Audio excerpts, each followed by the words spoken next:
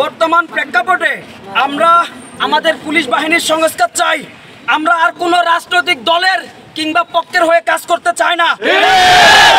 সর্বস্তরের জনগণের সেবক হয়ে কাজ করতে চাই। চাই পুলিশই জনতা, জনতা পুলিশ, পুলিশ জনগণের বন্ধু। আমরা চাই দেশ সংস্কারের সাথে সাথে আমার পুলিশ বাহিনীর সংস্কার হোক। নির্দলীয় পুলিশিং ব্যবস্থার সাথে সাথে দেশ সংস্কার করেন। আমরা আমাদের নিজের জীবন দিয়ে দিতে রাজি আছি। কোনো ব্যক্তি, কোনো দল, কোনো পক্ষের হয়ে আর আমরা কাজ করব না। হয়ে কাজ করে নিজের জীবন ক্ষয়ক্ষতি মেনে নিতে পারবো না। স্বৈরাচার হিসেবে আছিলাম আমরা, আমাদেরকে স্বৈরাচার শাসন করছে। আমরা এখন এর থেকে বের হয়ে আধুনিক পুলিশ হিসেবে জনগণের পুলিশ হয়ে স্বাধীন বাংলাদেশে স্বাধীনভাবে আমরা কাজ করার অধিকার চাই। সাধারণ জনগণ নিয়ে আমরা কাজ করার অধিকার চাই। আমরা জনগণের পক্ষে কাজ করতে চাই।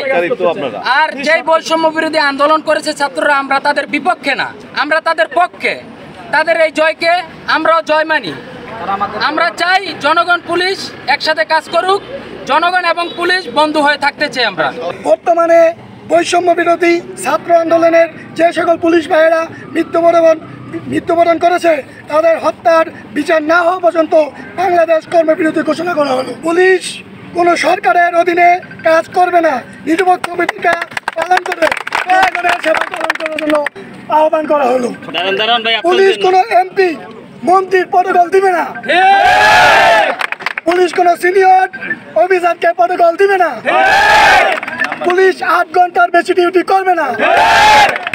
পুলিশের পদোন্নতির ক্ষেত্রে ঊর্ধ্বতন কর্তৃপক্ষের যেভাবে দ্রুত পদোন্নতি পাওয়া যায় সেইভাবে আমাদের নিম্ন কর্মচারীকেও দ্রুত পদোন্নতির আওতায় আনা হবে। পুলিশের 20 দিনের ছুটি বৃদ্ধি করে 60 দিনের করতে হবে। অফিসারের মতো কনস্টেবলদেরকেও সোর্স মানির আওতায় আনতে হবে। পুলিশের প্রত্যেক মাসে 10 তারিখের মধ্যে ডিএ বিলের আওতায় আনতে হবে। পুলিশের ছুটি ভাতা বৃদ্ধি করতে হবে। প্রত্যেক পুলিশ সদস্যের নিজ নিজ রেঞ্জে পোস্টিং করে চাকরি করার অনুমতি দিতে হবে।